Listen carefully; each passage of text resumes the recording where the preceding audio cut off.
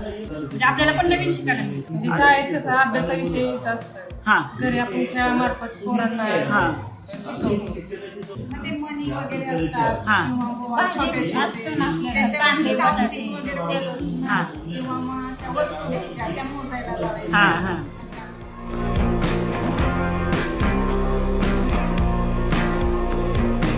किती क्लास मांडले किती नाही याचं मोजमाप होतं. ओके, काउंटिंग होते. गणितात त्याचा वापर होतो. अच्छा, चढता उतरता क्रम म्हणजे मुलांना नॉलेज येतं. चढता उतरता क्रम म्हणजे काय ह्यातून मुलांना समजतं. त्यासाठी असं आम्ही चढता उतरता क्रम करतो. असं मनोरंजन असतो क्लासांचा.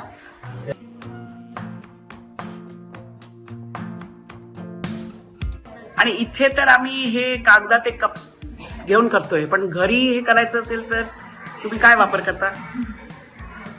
घरी सुद्धा असं असतं की आणलेलं असतं. हा, वाटी आहे.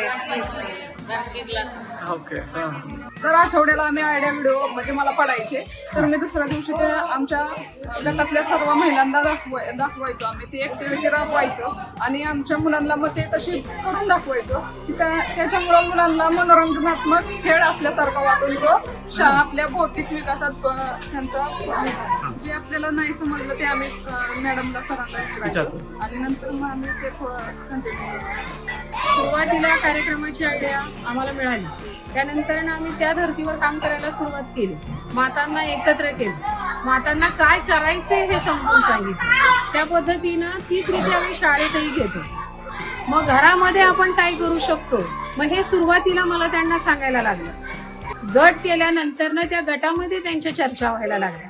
गटामध्ये चर्चा झाल्यानंतर ना त्यांच्या मुलांमध्ये काय काय फरक पडतोय त्यावर जास्त चर्चा व्हायला लागली की माझ्या मुलामध्ये काय बदल झाला तुझ्या, मग तो माझ्या मुलामध्ये पण व्हावा, मग मी काय केलं जावं. त्याचा परिणाम आम्हाला शाळेतही दिसायला लागला. मुलांमध्ये आपोआपच आत्मविश्वास आला. म्हणजे या माता पालक गटाची स्थापना झाल्यामुळे त्याचा आम्हाला अतिशय चांगला परिणाम झाला. खरोखरच हा अगदी वाखाणण्यासारखा उपक्रम आहे.